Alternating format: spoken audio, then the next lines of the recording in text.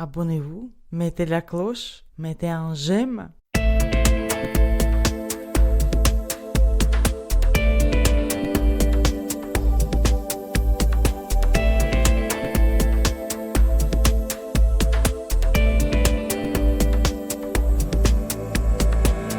Bonjour et bienvenue sur Oxitude pour l'Oxitude 455. Nous sommes le 28 mai 2026 au soir.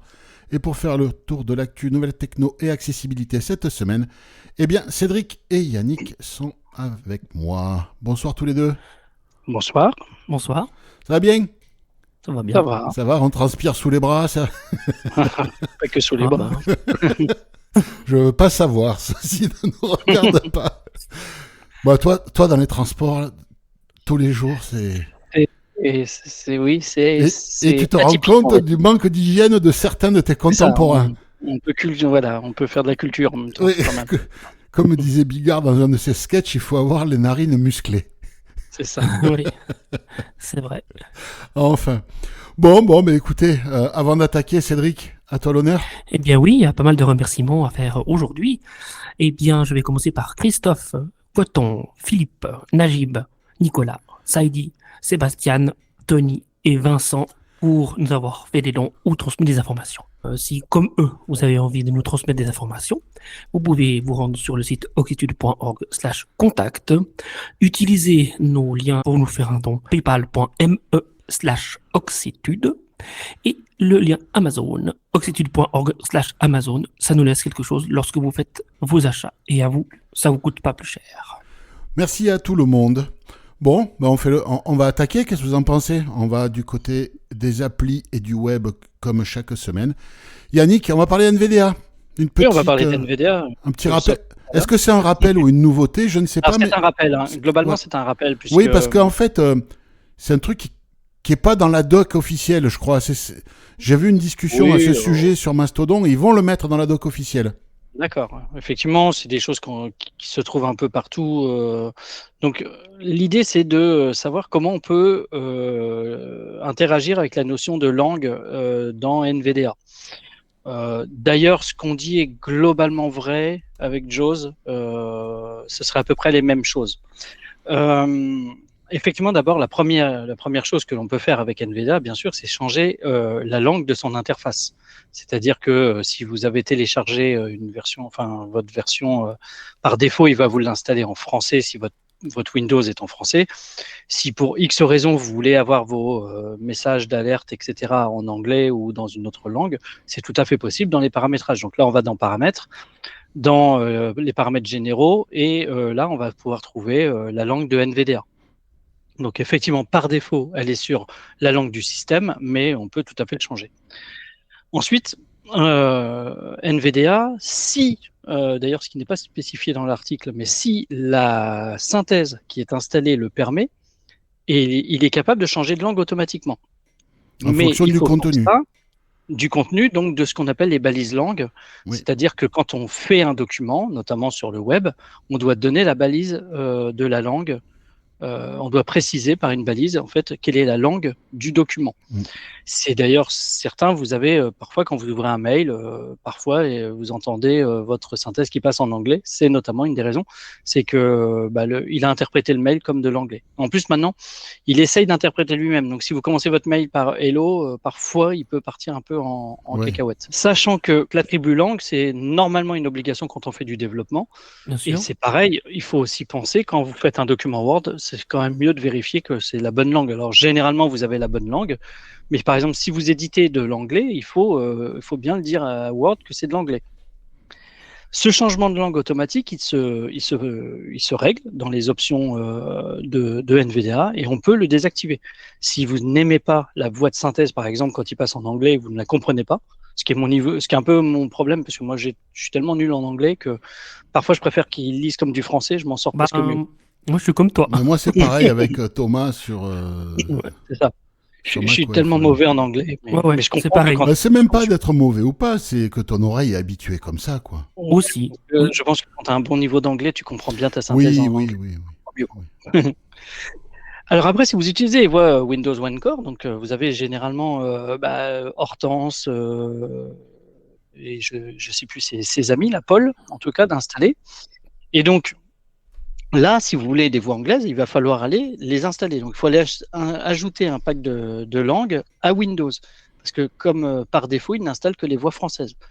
Donc, tout ça est repris dans l'article. Là, vous allez sur le site de Octitude.org, vous cherchez la zone de recherche, vous tapez 455, et là, en naviguant par en tête, vous trouverez l'hebdo d'aujourd'hui, et dedans, vous aurez le lien de cet article.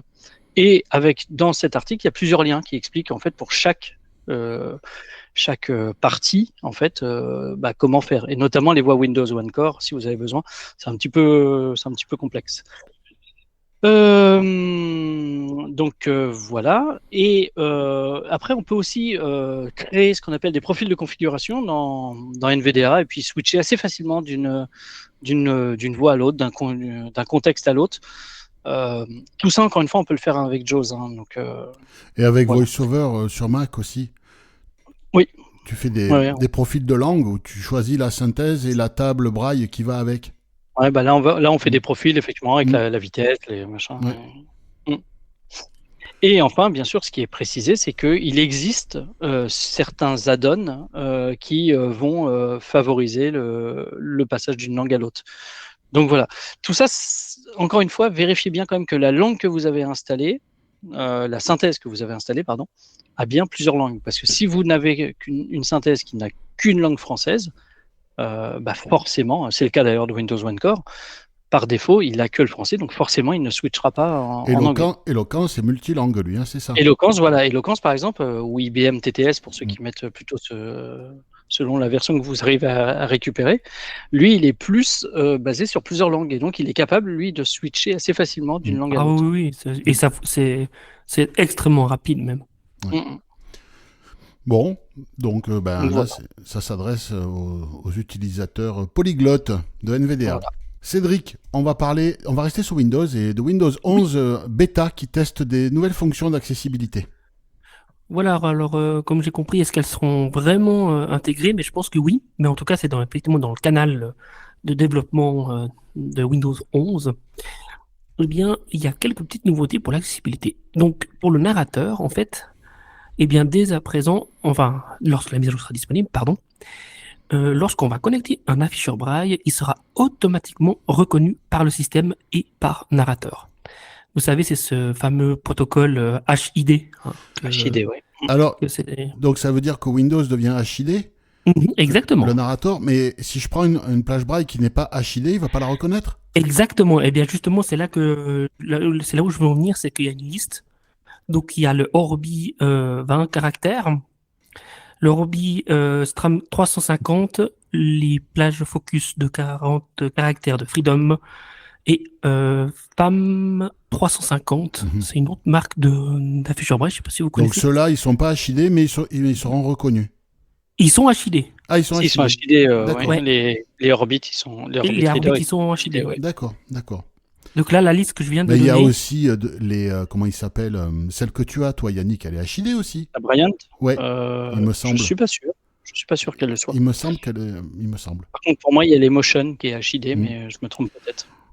Mais c'est bien ça qu'ils intègrent le HID enfin pour le narrateur, mais ils auraient pu faire comme a fait Apple avec VoiceOver, c'est-à-dire de collecter les pilotes de chaque constructeur et de les intégrer à narrateur comme Apple l'a fait avec VoiceOver.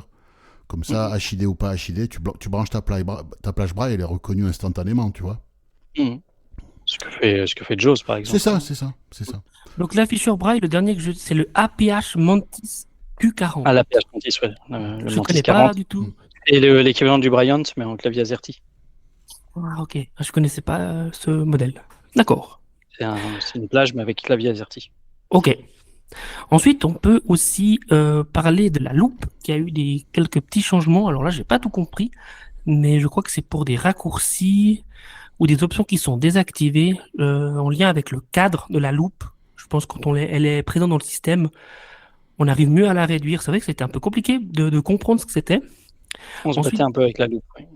Ouais, il me semble qu'il y a des fois il y a des problèmes. Ensuite de ça, eh bien, il y a une partie pour modifier les couleurs sur l'écran. On peut utiliser différentes teintes de couleurs en fonction de la journée pour au moins se fatiguer les yeux. Et il y a également quelques petites modifications dans la partie assistance vocale où je pense qu'on peut en fait directement parler avec l'ordi. C'est vrai que c'est quelque chose que j'ai jamais testé sous Windows 11, mais voilà, ça En tout serait cas, la dictée vocale fonctionne assez bien. oui, ouais. Mm. Donc voilà, c'est ces 3 points qui seraient apparemment En bientôt test. disponibles Bon, et en ben, test. c'est bien, c'est bien, c'est bien. Ben là, on va aller faire un petit tour du côté d'Android et d'une application pour Android qui est accessible apparemment. C'est pas une application pour nous, mais elle est utilisable. C'est Tessera, c'est un client RSS.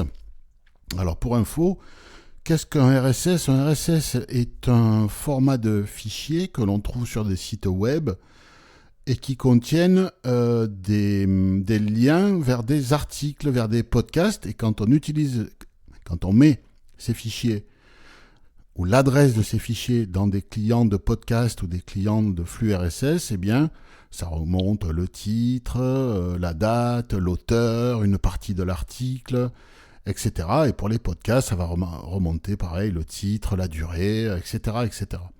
En gros, on appelle ça un flux. Et donc, c'est un client RSS qui gère donc les flux RSS des articles classiques, mais aussi les flux de podcast, il gère les vidéos. Donc, il y a pas mal de trucs. C'est une appli moderne, hein, donc c'est plutôt pas mal. Elle fait comme lire sur iOS, c'est-à-dire que parfois, les flux RSS n'ont pas l'article en entier. Ils ont juste, en gros, ce qu'on appelle dans la presse le chapeau, en gros, où les quelques premières lignes ou quelques dizaines de premiers mots disponibles. Ben là, comme lire, il récupère tout l'article. Pas besoin d'aller sur le site web pour lire l'article. L'article est récupéré par l'appli. Il y a un micro-lecteur de podcast dans l'appli également, si on veut gérer tout au même endroit, et pas besoin d'installer une appli de podcast, un client RSS, tout est là. Il y a également du résumé IA, si on veut un résumé sur voir un peu ce qui s'est passé, ou du résumé d'articles, etc. Là, on l'a. Et également de la traduction. Donc ça, c'est, j'imagine, avec de l'IA, peut-être l'IA qui est proposée dans Android, je ne sais pas, mais en tout cas, c'est disponible. On peut également aussi télécharger hors ligne les articles pour pouvoir les lire dans l'avion ou dans un sous-marin, là où il n'y a pas de réseau. Mhm. Et on peut également gérer les fichiers OPML. Alors les fichiers OPML, c'est les fichiers pour exporter les abonnements RSS, que ce soit les flux RSS standards, les flux de podcast, comme dans Lire. Hein, si vous utilisez Lire et que vous voulez passer sur Android, vous allez dans Lire, vous exportez tous vos abonnements RSS dans un fichier OPML, vous installez cette appli sur votre nouveau smartphone Android, vous prenez le fichier OPML, vous l'importez dans cette appli, et vous allez retrouver tous vos abonnements. C'est un fichier d'échange. C'est pris en charge. L'accessibilité, a priori, c'est bon. Les boutons sont étiquetés. Donc, écoutez, à suivre. Il y a un achat in-app. J'ai pas vu le prix, mais peut-être pour la traduction, les résumés, vu qu'il y a de l'IA derrière, peut-être que ça correspond à ça. Si vous êtes intéressé, allez voir d'un peu plus près. Une appli comme ça, c'est toujours bon. Je sais pas s'il y en a beaucoup intéressantes sur Android, un peu comme ce qu'on a à Lire. Moi, je sais que quand j'avais testé Android, c'est ce qui me manquait, ce genre d'appli. Ouais, je crois qu'on en avait déjà parlé, il me semble, de certains clients RSS Ouais, mais qui étaient disponibles sur Android. j'avais rien trouvé de terrible. Il me semble qu'on en a parlé il y a quelques temps dans les hebdos qu'il y avait une Oui, mais application. là, il y a plein de trucs qui sortent avec le vibe coding. Là, Oui. les ouais. mecs qui développent en utilisant l'intelligence artificielle, il y a des applis qui sortent tous les jours. Enfin bon. N'hésitez pas, si vous êtes sur Android, testez ce truc, ça peut être intéressant si vous aimez l'actu. On peut créer des dossiers, bien sûr, avec ce genre d'appli, comme toujours. C'est vrai que c'est quand même vachement pratique d'avoir ce genre d'application, et puis Bah, ouais. Tu Bah, fais moi, ta ça me liste. permet d'avoir de l'actu pour moi, mais aussi une partie de ma veille, c'est sur ex-Twitter, une autre partie sur Mastodon, et l'autre, elle est sur flux RSS, sur Lire. Donc pour moi, oui, c'est un outil que j'utilise. Mon client RSS, Lire, je l'ouvre peut-être 7 fois par jour. Ouais. Parce que j'ai tellement d'abonnements que... Bon, je lis pas tout, bien sûr, mais il y a tellement d'abonnements que si je me laisse emporter, je me trouve facilement à 1000 articles en retard, quoi. Et là, c'est l'enfer. Enfin. Yannick, on reste sur Android. Eh oui, c'est soirée Android. Donc là, on va vous présenter un TTS, un text-to-speech qui a été fait par de l'IA, mais de l'IA hors ligne. Donc c'est Supertonic TTS, donc c'est toujours sur Android. Effectivement, sur Android, on voit de plus en plus de moteurs de synthèse vocale Ouais. qui sont développés en open source et qui sont utilisables avec, notamment avec Tollback. Tout ça, c'est assez inégal. C'est-à-dire que en fait, il y a beaucoup de critères qui vont rentrer en compte selon le type de téléphone que vous allez utiliser. Donc, si vous utilisez par exemple un téléphone un peu ancien, faut éviter de partir sur ce genre de synthèse parce que ça va vraiment pas marcher.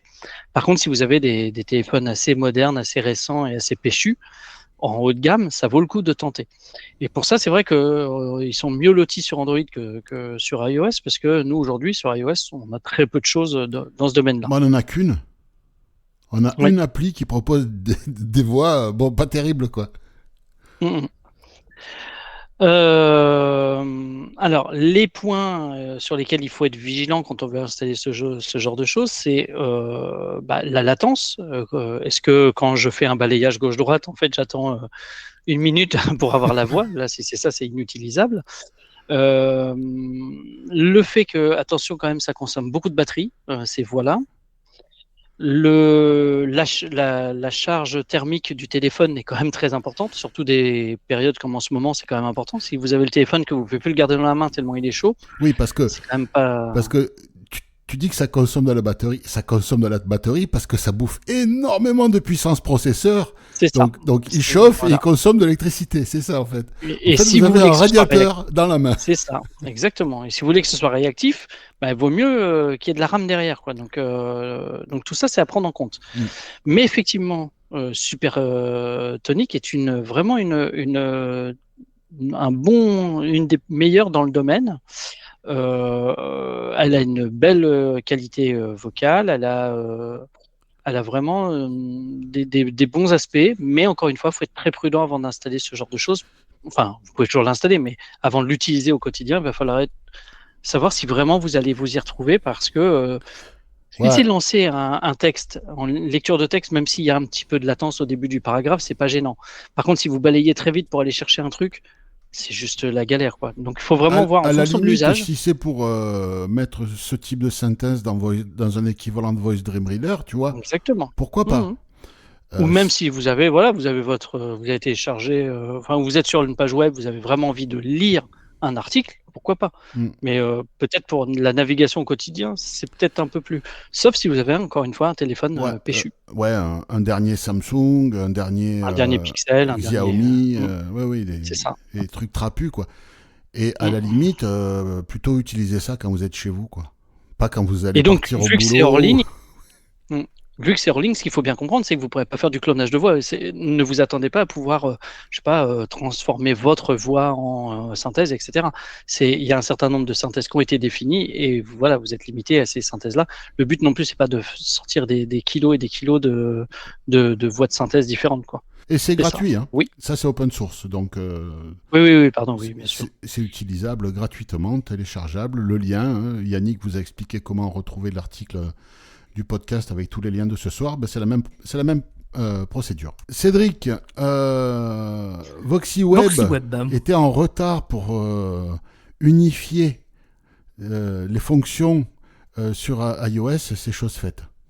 En tout cas, c'est en cours. J'étais très étonné de savoir que l'application VoxyWeb pour iOS était beaucoup plus en retard ou avait pas été mis à jour depuis de nombreuses années. Donc c'est chose faite. En tout cas, c'est en cours de déploiement. De bêta pour l'instant, oui. C'est en bêta. Qu'est-ce qu'on peut dire? Il y a pas mal de petites nouveautés. Il y a plusieurs modes de navigation. Si on est en synthèse vocale ou en voice-over, la barre va se masquer si on utilise voice-over. Il y a un bouton de commande vocale en haut. Je pense qu'on fait un double tap dessus et puis apparemment on peut lui dire des choses, lui dicter fais ci, fais ça.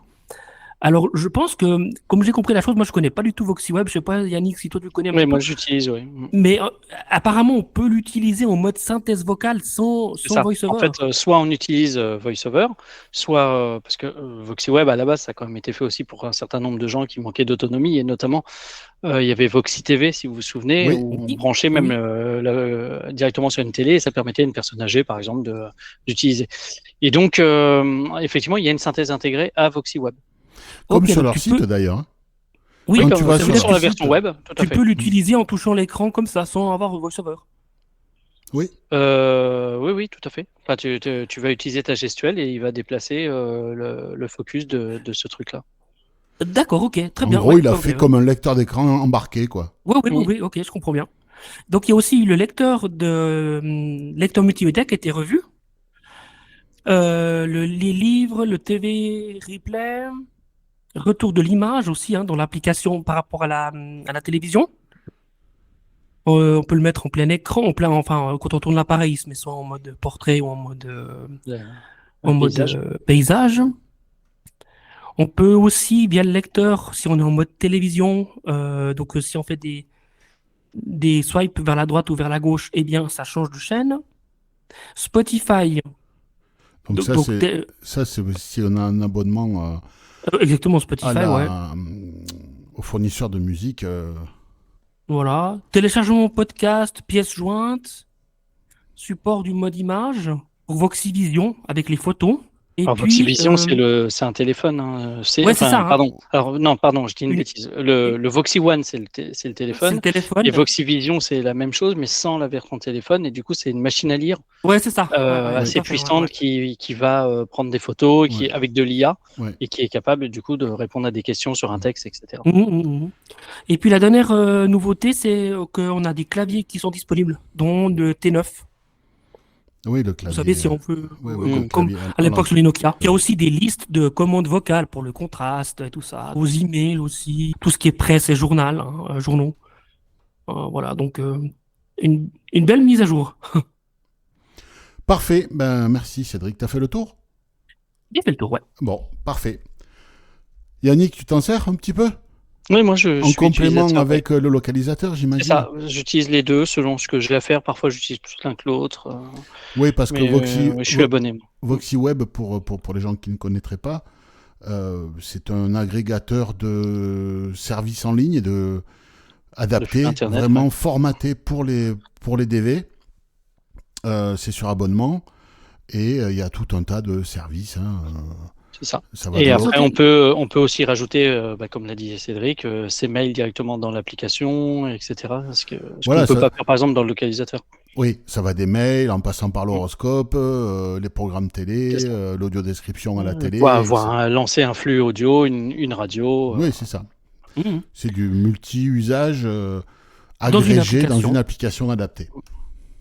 Et je crois que c'est une centaine d'euros par année, l'abonnement. Oui, c'est ça. C'est Ouais. 100 euros par ouais. an ou 10 euros Mm. par mois, je crois, hein, c'est ça? Mais je sais pas, moi je suis abonné à À l'année, l'année, mais ouais. c'est effectivement c'est 99 euros au moment où on vous en parle. Ouais. Et après, sachez aussi que parfois ils font des prix aussi pour les étudiants, etc. Donc, Ah oui. faut se Oui, renseigner auprès d'eux. Vous vous renseignez, oui. Mm. Saadi nous a fait passer une info qui s'appelle Ecoscape. C'est pour iOS. C'est une application qui utilise la caméra de votre iPhone pour vous aider quand vous êtes aveugle. Encore une. C'est très bien. Et espérons que si elle est bien, il s'empresse de la porter sur les lunettes Meta Ray-Ban et les autres modèles qui arrivent. Qu'est-ce qu'elle propose comme fonction, cette fameuse application? Eh bien, de la détection d'obstacles. Ce qui est plutôt intéressant, en complément avec la canne ou un chien. Encore que le chien, les obstacles, on s'en fout, c'est lui qui gère. Mais avec la canne, ça peut être intéressant. Il y a des itinéraires. Alors, on pose des balises et puis après, on a des itinéraires. On peut aussi mettre des notes vocales sur les itinéraires. Enfin, des notes vocales géolocalisées. C'est plutôt pas mal. Attention, il y a une branche en travers du trottoir. Vous mettez une note vocale. Le prochain coup, dans 2 mois, vous passez, ça va vous dire qu'il y a une branche en travers. Ça, c'est un truc intéressant. On peut le faire avec l'application Rappel sur l'iPhone, mais bon, Moi, je l'ai fait une fois, mais c'est un peu lourd à utiliser. Donc, Oui, c'est ce que j'allais dire, c'est quand même une C'est procédure ça. un peu plus lourde. c'est ça. Là, si tu l'as dans l'appli, autant le faire. Il y a également de la description de scène. Alors, ça ressemble à une application qu'on appelle Vibe Coding, dont on parlait tout à l'heure. Hein. C'est toutes ces applications qui fleurissent tous les jours. Pour nous, pas pour nous. Il y a des applications dans tous les domaines qui fleurissent parce que des gens qui sont pas développeurs s'abonnent à Cloud Code. Ils payent, je crois que c'est 200 € par mois. C'est un truc comme ça. Je sais plus combien c'est Cloud Code. Et ils codent des applis sans savoir coder et puis ils publient ça sur les stores. Alors on trouve à boire et à manger. Il y a du bon, du moins bon et du pas bon du tout. Celle-là, je ne l'ai pas testée. Elle est gratuite. Il y a des achats in-app, mais les achats in-app servent à remercier les développeurs. Vous pouvez faire un don de 1,99, 2,99, etc. Donc l'appli est gratuite au final, mais vous faites un don si vous voulez pour aider le développeur. N'hésitez pas, après tout, installez-la. Elle est dispo en français, d'après la fiche sur l'App Store. Moi, je ne l'ai pas installée parce que je n'ai pas vraiment l'usage, mais une de plus, pourquoi pas. Ceux qui sont intéressés par ce genre d'appli, ça sera intéressant quand on pourra mettre ça sur les lunettes Meta, mais d'ici là, comme d'habitude, hein, s'il faut sortir le téléphone, non merci, quoi. Yannick, pareil? Non, pareil. Et puis, Pareil. ouais, non. Cédric, pareil aussi, j'imagine. Oui. Bon. Oui. En tout cas, elle est là. Pour ceux qui sont Ça fans, mérite d'exister. ça mérite d'exister. Et puis, ceux qui aiment bien tester les applis, allez-y. Saadi nous informe encore, Yannick. Eh ben justement, puisque tu en veux une sur NetMeta, eh ben en voici une en tout cas.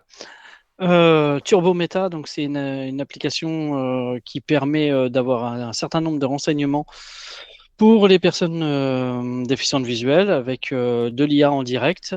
Et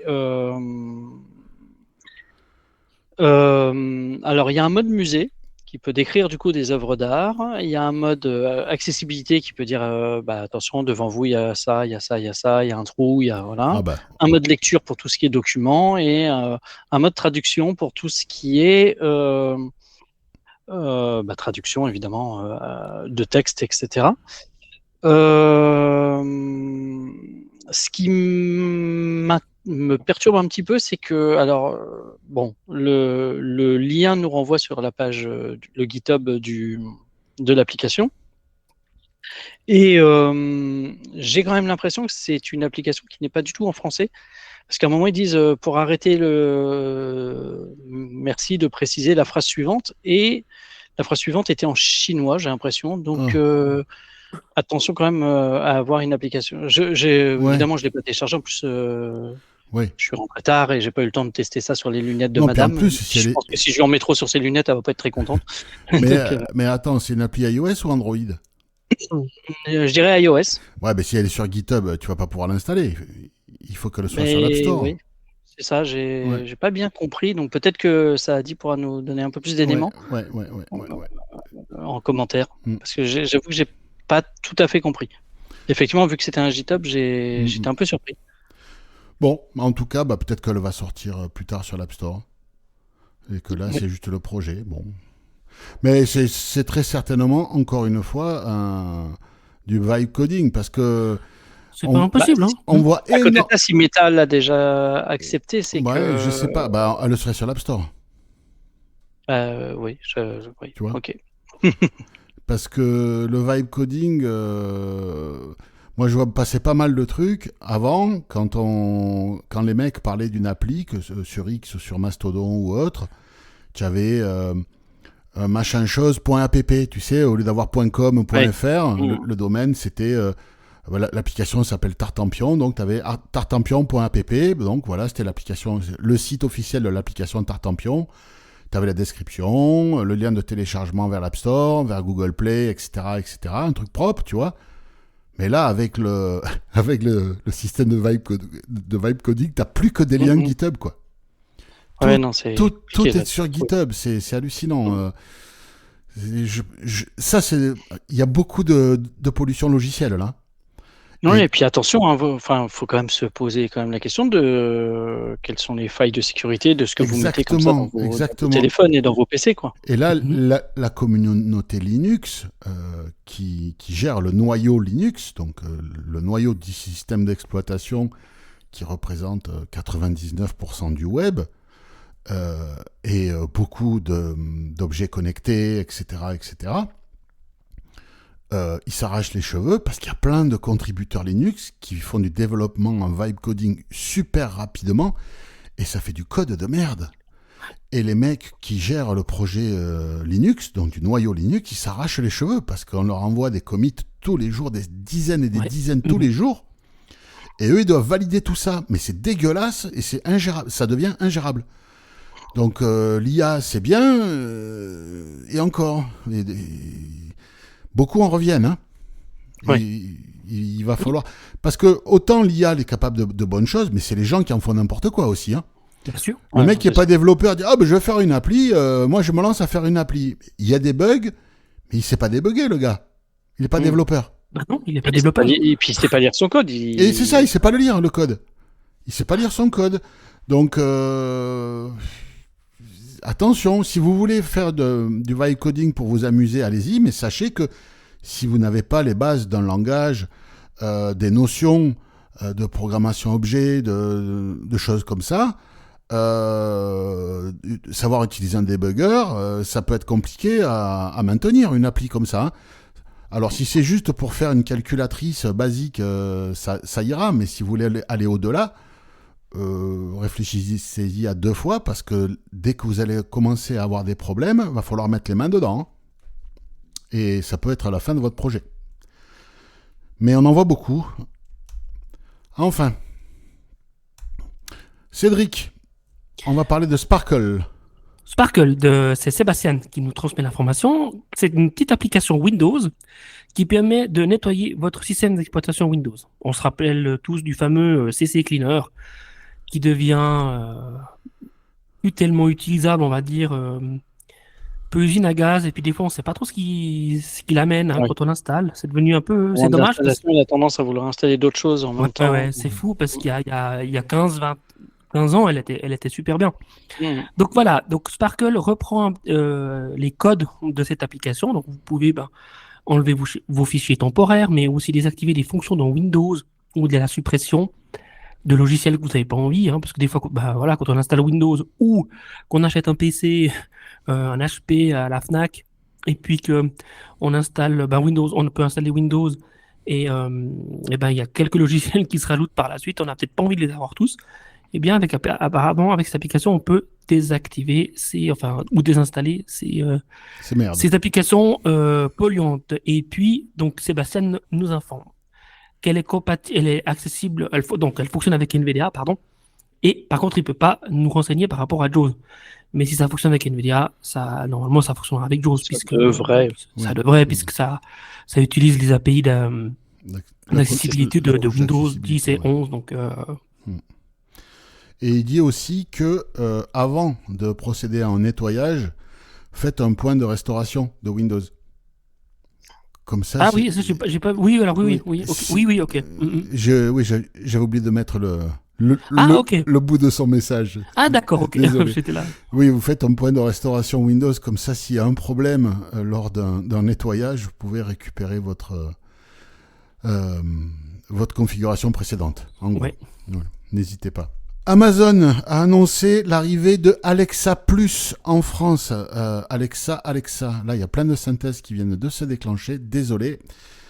Mais c'est pour votre bien si vous êtes client de Amazon Alexa, que vous avez des enceintes Echo. Alors, il faudra des enceintes Echo ou écran Echo modernes, récents.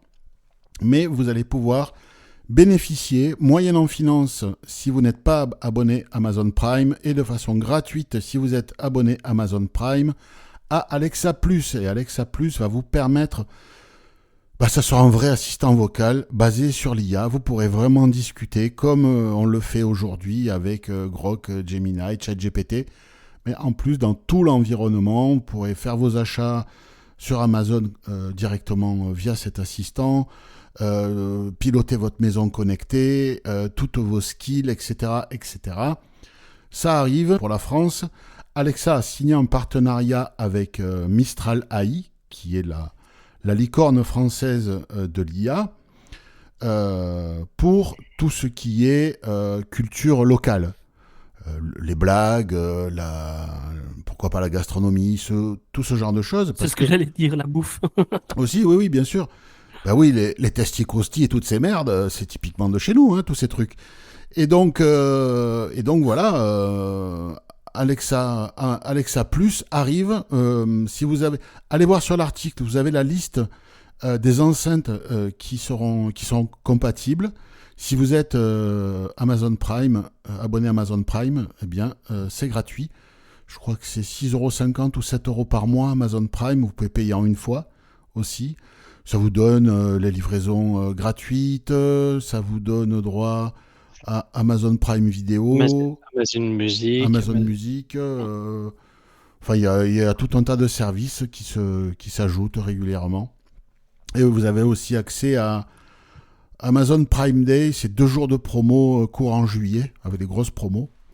Ça, c'est pour récompenser les clients Amazon Prime.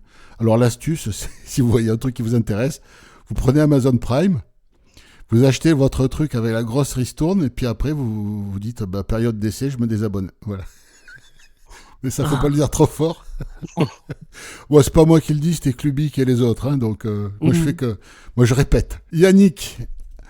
Oui, il y en a peut-être qui cherchent du travail, donc on a une. Au-delà de peut-être de nos auditeurs qui pourraient bosser, mais c'est dire que Anthropic recrute, et c'est ça qu'elle. Non, mais j'ai bien compris que Voilà. effectivement, Anthropic recrute quelqu'un en termes d'accessibilité, un ingénieur en accessibilité, ce qui veut dire que le sujet va être pris en compte. Anthropic, c'est Claude, hein, c'est un gros ouais. de l'IA. Hein. C'est ça. Et si par hasard, quand même, au cas où vous êtes au chômage, sachez quand même que le salaire commence à 320 000 $ par an. Donc, si parfois vous avez les compétences, n'hésitez pas. C'est à San Francisco, hein, le poste. Donc, Il est à San Francisco. Ouais, Ok. mais c'est là que tu te dis, quand tu vois un ingénieur français junior qui est à 2000, entre 2000 et 2500 balles par mois, allez, même un ingénieur un peu mieux, tu vois, pas tout à fait junior, mais pas senior encore à 5000, même à 5000, c'est 6 fois moins par an, quoi. Non, c'est. C'est clair. Ouais. On Et là, on parle pas des ingénieurs IA top moumoute, top niveau mondial, mathématiciens et compagnie. Hein. Accessibilité. Là, on parle d'ingénieurs accessibilité, ce qui demande déjà des compétences, attention. Hein. Oui. Mais les ingénieurs IA, les gros, enfin les pontes de l'IA, là, aujourd'hui, ils sont à 1 million par an. Hein. Ouais. Ça commence à être sérieux. Bon, remarque, ils auraient peut-être mieux fait de taper dans un ballon en courant derrière, ça rapporte plus. Bon, pas à la société, hein, mais pour eux, oui. Cédric. Eh bien oui, Touch Dusty. Vous vous rappelez cette petite, ce podcast qu'on avait eu, on avait reçu les fameux personnes qui avaient lancé ça pour suivre des matchs en direct hein, via une plaque une tablette posée sur les genoux, hein, c'est ça? Oui. Eh bien, ils ont mis malheureusement la clé sous la porte. Voilà. Ils ont cessé leur activité. Oui, parce que malheureusement, en fait, donc déjà, il y a des projets à l'international qui sont arrivés depuis. On en a même parlé d'un dans les parlé, oui, c'est vrai. Hein, ouais. Et puis le problème de Touch2C, c'est que malheureusement, ils ont compté sur un ou deux seuls marchés et ça n'a pas été assez vite et ils n'ont pas eu les épaules pour tenir le temps que ça aboutisse et malheureusement, il aurait fallu qu'ils se diversifient un peu plus. Oui, mais bon, en tout cas, espérons que ça leur a permis de développer des technos qui leur serviront par ailleurs, même si c'est pas dans le handicap. Hein, oui, et puis pour qu'ils rebondissent. C'était deux personnes très sympas d'ailleurs. Oui, c'était très sympa. J'avais l'occasion de les croiser assez régulièrement et dommage. Ouais, c'est dommage, mais bon, de toute façon, on le voit au niveau des startups, ça va, ça vient, quoi. Là, c'est Philippe qui nous informe que l'application Orange Télé pour iOS a été mise à jour. Alors, je lui dis, d'accord, mais qu'est-ce qu'il y a pour l'accessibilité ? Il m'a dit, rien. Le seul truc, c'est le champ de recherche qui est revenu, et ça, c'est vachement bien pour nous, pour chercher des programmes, des contenus. Donc, j'en parle. L'application Orange Télé pour iOS a été mise à jour. Si vous êtes client Orange et que vous consultez les chaînes télé d'Orange par ce biais, mettez l'appli à jour, le champ de recherche est de retour. Nicolas, sur X, nous a interpellé parce que il a rencontré un problème avec Mail sur macOS et VoiceOver. Il a d'énormes lenteurs, d'énormes ralentissements dès qu'il utilise VoiceOver. Pourtant, il a un MacBook Pro M4 et il est obligé de tuer Mail, enfin de quitter Mail, de relancer Mail. Et alors, il a trouvé une solution, c'est de désactiver la fonction résumé d'Apple Intelligence pour les mails.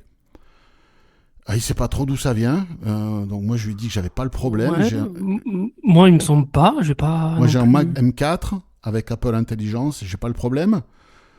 Toi, Cédric, Bah, moi, j'ai un Mac Mini de 2022. M2, M2, oui. c'est M2 ça. Pro. Jacques a un MacBook Air M2 aussi, je crois. M2 ou Oui, M3. oui. Un des deux, je crois. Ouais, il nous l'aurait dit s'il avait vu ce genre de problème. Hein, et donc, bon, ce que je lui ai dit, hein, ça va comprendre. Hein. Ça, c'est très bizarre. En tout cas, si vous rencontrez le même problème, lui, la solution qu'il a trouvée, c'est de désactiver la fonction résumé d'Apple Intelligence pour mail. Bon, en tout cas, en attendant une mise à jour qui corrigerait le problème. Dans le reste de l'actu, Vincent et Cotton qui nous informent par rapport à une info carte bancaire pour la Banque Populaire et la Caisse d'épargne. Alors peut-être vous souvenez-vous, on en a parlé en 2025, on a eu des cartes bancaires avec une encoche pour pouvoir ne pas les confondre avec les cartes d'invalidité, de stationnement, carte vitale, on va y revenir, et toute autre carte en plastoc de la même taille. Parce que aujourd'hui, en France, on commence à avoir des cartes bancaires qui n'ont plus les numéros de carte en relief. Elles sont complètement lisses. Bon, en Suisse, ça fait longtemps, je crois, Cédric. Hein. Mais moi, j'ai encore une Visa hein, qui date de 2025, je crois. Et elle est encore avec le relief pour le sabot, tu vois. Et donc là, il y avait donc cette encoche qui permettait de savoir que c'était la carte qui avait l'encoche, c'était une carte bancaire. Sauf qu'ils se sont dit, ah ouais, mais si les gens, ils en ont plusieurs. Donc maintenant, dans ces deux banques, il y a 2 caractères braille pour identifier. Alors si vous avez 2 cartes bancaires de la Banque Pop, ça ne servira à rien parce que vous aurez BP pour Banque Pop, les 2 caractères B et P, et CE pour Caisse d'épargne. Donc ça va si vous êtes dans ces 2 banques. Vous ne confondrez pas les cartes. Mais si vous avez deux comptes à la Banque Pop ou deux comptes à la Caisse d'épargne, vous aurez 2 fois la même chose. En tout cas, bon, c'est bien de le faire. C'est bien quand même de le faire. Oui, c'est très bien, c'est très bien. Coton disait, ça serait bien que ça arrive sur la carte vitale. Mais moi, je l'ai sur la carte vitale depuis. Bah oui, sur les nouvelles cartes vitales, il y a longtemps que le V est en braille, bien sûr. Moi, je sais pas si elle est nouvelle, mais non, mais il y a longtemps, parce que ouais, ça fait super longtemps. Elle a changé Alors moi, j'ai changé il y a pas très longtemps. Effectivement, maintenant, j'ai celle avec le V. Par contre, mon épouse, ça fait au moins 5-6 ans qu'elle a, entre 5 et 10 ans qu'elle a une carte avec un V en braille. Moi, elle a 10 ans, ma carte vitale, si c'est pas plus. Hein. Et oui, j'ai le V en braille.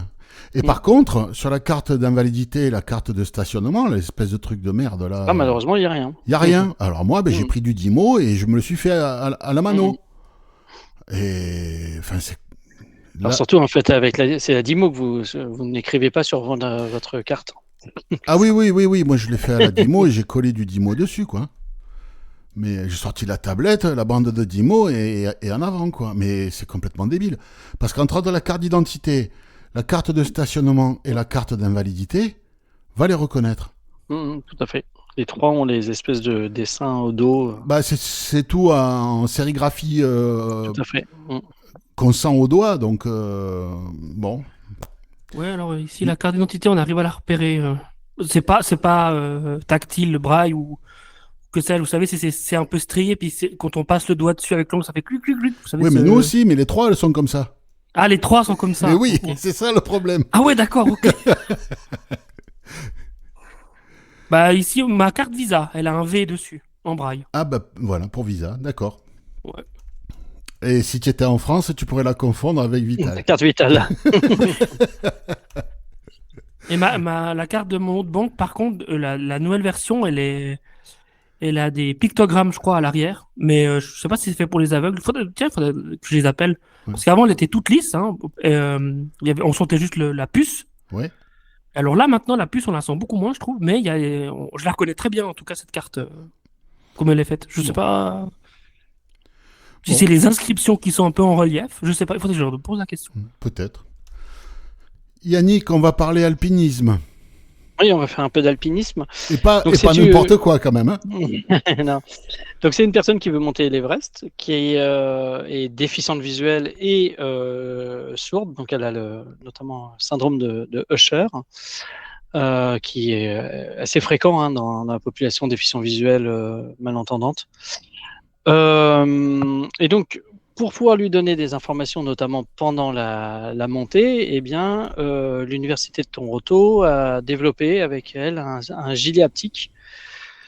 Donc avec, si je comprends bien, 4 zones, 4 moteurs haptiques, donc pour indiquer aller vers le haut, vers le bas, à gauche, à droite, et puis ils vont pouvoir donner un certain nombre d'informations selon le temps de la vibration. Donc ça permet de donner un certain nombre d'informations. Donc et voilà, pour le moment ils sont sur ce projet-là, mais ils se disent que ça pourrait servir à d'autres projets. Oui. Et donc on est très proche aussi du modèle de Syaptic, qui a développé un gilet avec des zones haptiques dans le dos. Oui. Au niveau des lombaires, hein, c'est ça? C'est ça. Ouais, à suivre. Ça peut déboucher sur quelque chose, peut-être, ce truc-là. Mais bon, par contre, il va falloir qu'elle s'entraîne. C'est une fille, hein, c'est ça? Oui. Et il faut qu'elle s'entraîne parce que à bien reconnaître, parce que avec la fatigue et le stress, il va falloir un bon entraînement pour reconnaître le langage haptique pour pas faire de conneries, quoi, et pas lâcher la mauvaise main, tu vois. Mais sacré projet, 8000, combien c'est, 8004, je crois, ou 8008, je sais plus. Je ne sais pas. Mais bon. Je préfère pas me... Non, moi je suis bien, là, à 30 mètres au-dessus de la mer, je suis bien. Cédric. Oui, c'est Christophe qui nous informe. Il nous parle de On Track. En fait, c'est des lunettes pour les sportifs. Bon, enfin, pour les sportifs. Oui. On va aussi pouvoir les utiliser nous aussi, même si on n'est pas sportif. En fait, ce sont des lunettes à projection audio. Hein, donc, c'est pas à conduction osseuse. Hein, donc, dans les branches, c'est dirigé vers nos oreilles. Eh bien, voilà, une nouvelle paire qui est disponible. Alors, c'est français. Ça coûte 150 €, il me semble. C'est développé en Chine, par contre. Et puis, elles sont résistantes à la... C'est fabriqué en Chine, mais développé en France. C'est fabriqué en Chine et développé en France, ça. voilà. Merci. Donc, du coup, elles sont résistantes à l'eau, à la sueur et tout ça. Et puis, ouais, c'est comme on connaît déjà. Hein. Oui.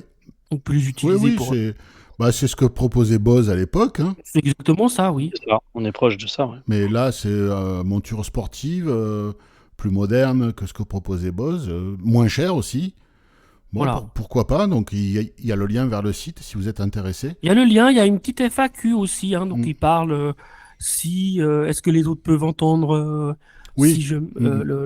à quel volume et tout ça. Donc, c'est assez bien expliqué. Et puis, il y a, pour recharger ces lunettes, c'est avec un chargeur aimanté sur une des branches. Oui, ça c'est standard, oui. Ouais, Voilà. ça, c'est habituel. Pourquoi pas tester? Pourquoi pas. Et oui, ça fait partie des produits qu'on peut utiliser quand on fait du guidage GPS piéton et qu'on doit garder les conduits auditifs libres pour entendre un bus, une trottinette ou autre chose arriver et pas se le prendre en pleine face. Ouais, exact. Ça fait partie des produits qu'on peut envisager, hein. Ou si on veut écouter son podcast préféré ou un livre et puis qu'on veut en même temps nager dans sa piscine. Voilà. Nager, non. Tu nages pas avec ça. C'est pas étanche. Hein. Ah non, mais pas sous l'eau. Ouais. Non, c'est pour les projections d'eau. C'est pour Voilà, la pluie. Nager, hein. Non, si tu veux nager et en écoutant de la musique ou des podcasts, là, il te faut aller chez Shox. Chez Shox, ouais. Et ils font l'Open Swim. de la conduction osseuse qui marche sous l'eau. Le OpenSwim Pro. Oui, je crois. oui. Mais là, c'est pas le même du tout. Là, parce Non, que- c'est vrai que c'est pas étanche, je crois. Non, mais puis des haut-parleurs, de la projection audio dans l'eau, si tu veux, Oui, je vois pas trop ce que ça... Blou, blou, blou, blou, blou, blou, blou. oui, c'est vrai. Enfin, mais oui, mais pour les gens qui font du tandem, ou qui courent sur un tapis, qui marchent sur un tapis, des choses comme ça, oui, pour Mhm. du sport. Hein. Du kayak de mer. Non, ouais, pourquoi pas, du kayak de mer, oui. Enfin. Bon, ben on a fait le tour pour la semaine. On a une question, foire aux questions. Cette semaine, c'est Alice. Bonjour à toute l'équipe d'Oxitude, Alice de Toulouse. Alors, ma question concerne les HomePod. Quand je veux mettre de la musique en AirPlay, des fois, bon, sur les HomePod, ça marche bien. Je peux sélectionner ce que je veux, telle pièce ou toutes les pièces. Et puis des fois, je comprends pas, ça déconne. Là, tout à l'heure, je voulais mettre de la musique partout et en fait, il y avait qu'un seul HomePod qui m'était proposé. Donc, j'aimerais savoir si ça vous arrive à vous aussi ou quoi, ou s'il y a quelque chose pour y remédier. Merci d'avance de vous éclairer de vos lumières et bravo de tout ce que vous faites. Grand merci à vous et voilà, j'adore toujours ce que vous faites sur Oxitude. Merci Alice. Des idées, les amis? Je crois que t'es pas équipé, toi, en HomePod, Yannick. Hein. Non, c'est pas du tout mon domaine. Cédric et moi, on est équipés, mais moi, j'ai aucune solution à proposer. J'ai aucune solution, bah, à part redémarrer les appareils, mais Oui, non, mais bon. Attendre iOS 27. Voilà. Malheureusement, je pense qu'il faut attendre les mises à jour à iOS 27 parce que là, le système 26, même pour les voyants, est un très mauvais système, plein de bugs. Encore aujourd'hui, je vois passer régulièrement dans ma veille des technophiles, des gens de la presse tech qui parlent de bugs sur iOS, sur Mac, qu'il y a des bugs d'affichage, qu'il y a des bugs de ci, des bugs de là. Donc nous, on est vraiment très embêtés, mais les voyants aussi sont embêtés. Donc ça peut faire partie de ce genre de problème. Ou alors, peut-être poser la question à une IA, type ChatGPT, Gemini, Grok, Oui, aussi, oui. et discuter avec, voir un peu les solutions que l'IA envisage. Mais moi, j'avais eu le problème une fois, mais ça s'était résolu tout seul. Enfin, j'avais peut-être redémarré les appareils, mais Ouais. j'avais En pas. fait, c'est ça, c'est le Apple de Tim Cook a transformé tous les systèmes d'exploitation Apple en version Vista. C'est-à-dire, il faut redémarrer tous les jours. Voilà. Parce que sinon, ça marche pas. C'est iOS Vista, macOS Vista. Pour ceux qui ont connu Windows Vista, ils savent de quoi je parle. Enfin. Eh bien, si comme Alice, vous voulez nous poser une question, n'hésitez pas.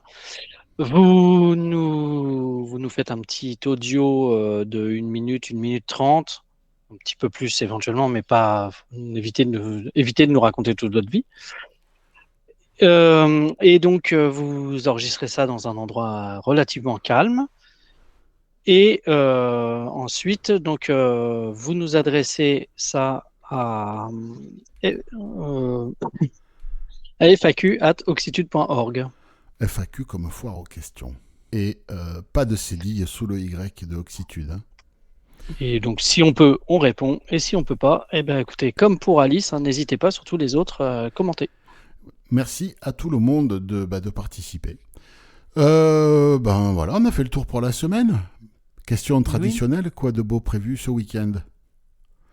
Avec les belles chaleurs, barbecue, sieste, rosé. Ouais, c'est à peu près ça. Balade aussi. Balade tôt le matin, avant les chaleurs alors. Ouais, ouais, ouais. Bon, là, chez moi, ils annoncent 30 samedi. Ça redescend 28, donc Oui, après, ça s'écroule par ici, et ça s'écroule dimanche. ça s'écroule un peu dimanche, lundi. Ah bon. Ouais. Bon. Et toi, Yannick? Moi, ça va être anniversaire samedi midi, et puis moi, j'ai une finale à 18h samedi soir. Hein. Je suis désolé, hein, mais les gars qui gagnent 1 million voilà, c'est Par 1 mois? million par jour, par mois. Ah oui, Voilà. c'est Je vrai. fais partie des blaireaux qui sont intéressés par ça. Désolé. Donc Bon. voilà, moi, mon cœur sera parisien, on va dire, Bon, bah écoute, tant pis pour toi. et j'assume. Non, mais pas de souci. Moi, Il est depuis des années, donc Si tu j'ai veux, pas attendu le Qatar. qu'est-ce que je voulais dire non, je vais pas être grossier, mais en gros, je m'en tartine, tu vois, J'imagine. de cette activité, tu vois. C'est la Coupe mondiale de hockey aussi. Et parce que, tu vois, on nous parle, ouais, les cyclistes, ils sont tous dopés. Ah ouais, pas dans le foot? Non. Ah bon, d'accord, ça va. Ça va alors. Croyez-y. Ils sont assez forts. Ça vous occupe. Ils sont dopés. Ils sont pas dopés. Et toi, tu fais quoi ce week-end? Qu'est-ce que je fais? Rien. Non, du sport. Là, je me suis mis à la marche aquatique dans la piscine et ça fait un bien fou. Et surtout avec les chaleurs qu'il fait, je fais ça tôt le matin et quand le soleil se lève, c'est vachement agréable. Ouais, ça c'est bien, hein, ce moment-là. Ouais, c'est sympa. Ouais. Tôt le matin et puis après, ça va être ce week-end, on va faire des grillades certainement. Et puis on va pas trop sortir parce que là, il prévoit 35-36. Donc tu sors jusqu'à 10h, 11h, après tu rentres quoi. Moi je suis en méridional, donc la chaleur je l'aime pas, mais je la gère, tu vois. Ouais, oui. Enfin. Bon, écoutez, chers amis, merci de m'avoir accompagné encore une fois. Chers amis auditeurs, merci de votre fidélité. N'hésitez pas à partager ce podcast un peu partout. Et puis, portez-vous bien, profitez de ce week-end printanier et naviguez bien, naviguez plein. Salut! Salut! Au revoir.